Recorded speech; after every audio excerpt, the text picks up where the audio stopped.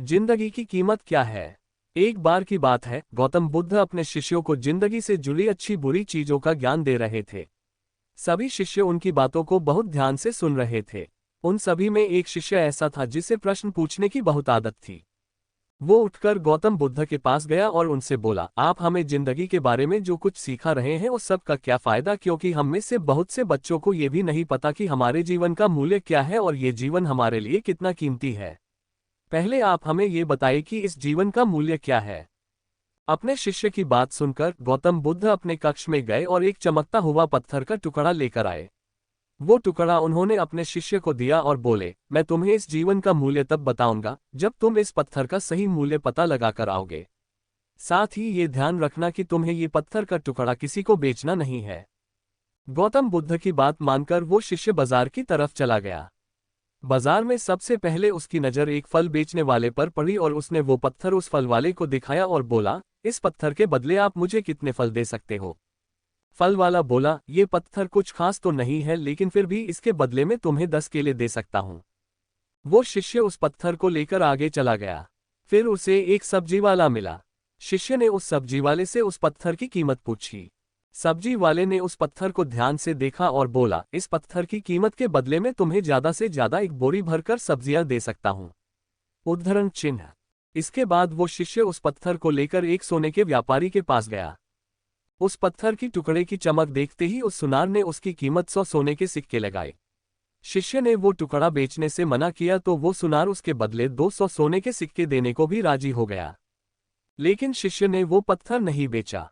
इसके बाद वो शिष्य एक हीरो के व्यापारी के पास गया और उनके सामने उसने वो पत्थर के टुकड़े को रख दिया। उस पत्थर को देखते ही हीरो के व्यापारी ने एक साफ कपड़ा बिछाया, उस पत्थर को उसके ऊपर रखा, फिर उसकी परिक्रमा की और हाथ जोड़कर उस पत्थर को कपड़े में लपेटते हुए वो बोला, तुम जिसे मामूली पत्थर समझकर उसकी कीमत पूछ रहे हो, असल में ये एक बेशकीमती रूबी है। ऐसा रूबी हर किसी को नहीं मिलता। मैं अगर अपना सब कुछ बेच भी दूं तो भी इसकी कीमत नहीं चुका सकता। उस व्यापारी की बातें सुनकर वो शिष्य हैरान हो गया। वो दौड़ा दौड़ा सीधा बुद्ध के पास आया और उन्हें उसने जो कुछ भी बाजार में हुआ वो सब बताया। उसकी अचरज भरी बातें सुनकर गौतम बुद्ध बोले, तुम्हारे सवाल का जवाब इस रूबी की कीमत में ही छिपा है। हमारा जीवन भी एक रूबी है, रूबी की तरह ये भी बेशकीमती है, लेकिन हम इस बात को हमेशा नजरअंदाज करते हैं और अपने जीवन का मूल्य नहीं समझते। हम दूसरों को देखकर और उनके जैसा जीवन जीने की कोशिश में अपने जीवन की कीमत को कम कर देते हैं। हम ये सोचते हैं कि हमारी जिंदगी की कीमत वही है जो दूसरे हमें बताते हैं, लेकिन ये बात हमेशा ध्यान रखना कि सामने वाला अपनी हैसियत, बुद्धि और अपनी समझ के हिसाब से तुम्हारी कीमत लगाता है। जिंदगी सिर्फ एक बार मिलती है, इसलिए इसको बर्बाद ना करें। अपनी जिंदगी को उतना ही कीमती समझें जितना कीमती आप अपने बैंक में रखे रुपयों को समझते हैं। आज के समय में लोग अपनी जिंदगी से ज्यादा कीमती प्यार, पैसों और दिखावे से भरी चीजों को समझते हैं। प्यार के चक्कर में लोग सुसाइड कर लेते हैं। पैसों के चक्कर में ऐसा काम करने लग जाते हैं जिससे उनकी जिंदगी बर्बाद हो जाती है। नाम कमाने के चक्कर में उल्टे सीधे काम करने लग जाते हैं।